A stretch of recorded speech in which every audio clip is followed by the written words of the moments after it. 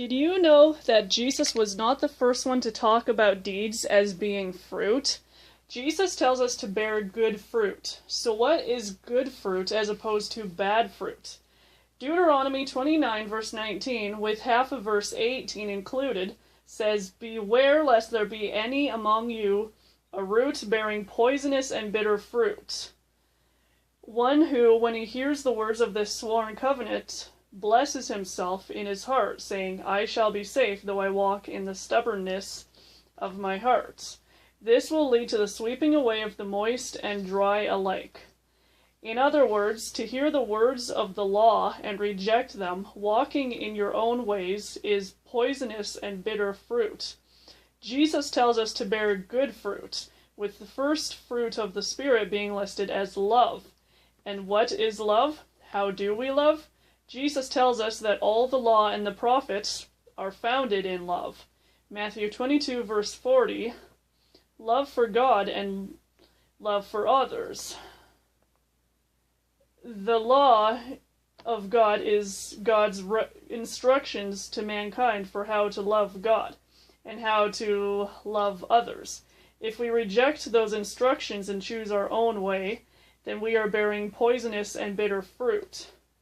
Proverbs also talks about fruit and capturing souls and what it means to be wise. Proverbs 11 verse 30, "The fruit of the righteous is a tree of life, and whoever captures souls is wise." And Proverbs 10 verse 8 says, "The wise of heart will receive commandments." 2 Peter 1 verse 19 states in part, "And we have something more sure, the prophetic word, to which you will do well to pay attention as to a lamp shining in a dark place."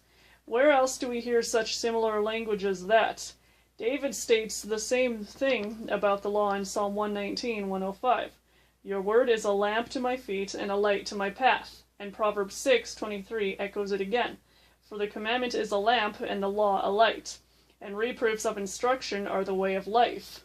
The prophetic word that Peter is speaking of is the law of God, the spoken word of God, and he is telling us to pay attention to it. True faith causes us to turn away from sin. And what is the biblical definition of sin? 1 John 3 verse 4, "Everyone who makes a practice of sinning also practices lawlessness." Sin is lawlessness. So it makes sense to say that to turn from sin to righteousness means to start learning and keeping God's commands.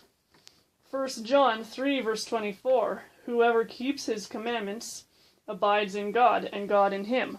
1 John 5 verse 3, "For this is the love of God, that we keep his commandments, and his commandments are not burdensome." And 1 John 5 verse 2, "By this we know that we love the children of God, when we love God and obey his commandments." The Bible does not pit keeping the law of God against having faith. Rather, we are supposed to do both. Revelation 14 verse 12, "Here is a call for the endurance of the saints, those who keep the commandments of God and their faith in Jesus." And again in Revelation 12 verse 17, "Then the dragon became furious with the woman and went off to make war on the rest of her offspring, on those who keep the commandments of God and hold to the testimony of Jesus."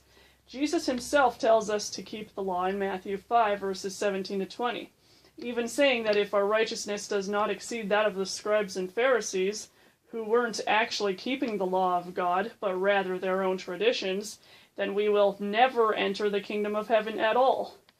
Matthew 7 verse 21 says that those who do not do the will of the Father will not enter heaven. What is the will of the Father? Has it changed since Jesus came?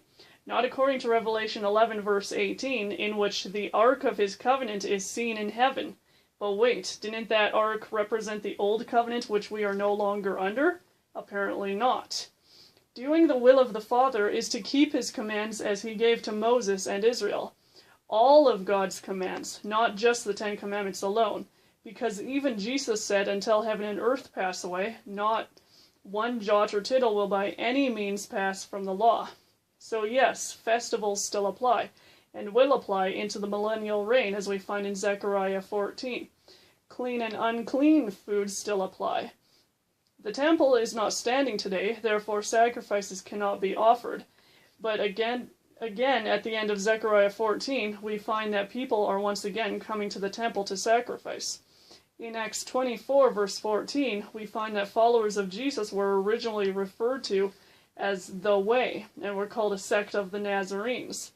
Netzarim is a sect within the broader category of Judaism, and Paul says he agrees with everything laid down by the law and written in the prophets. Something to think about.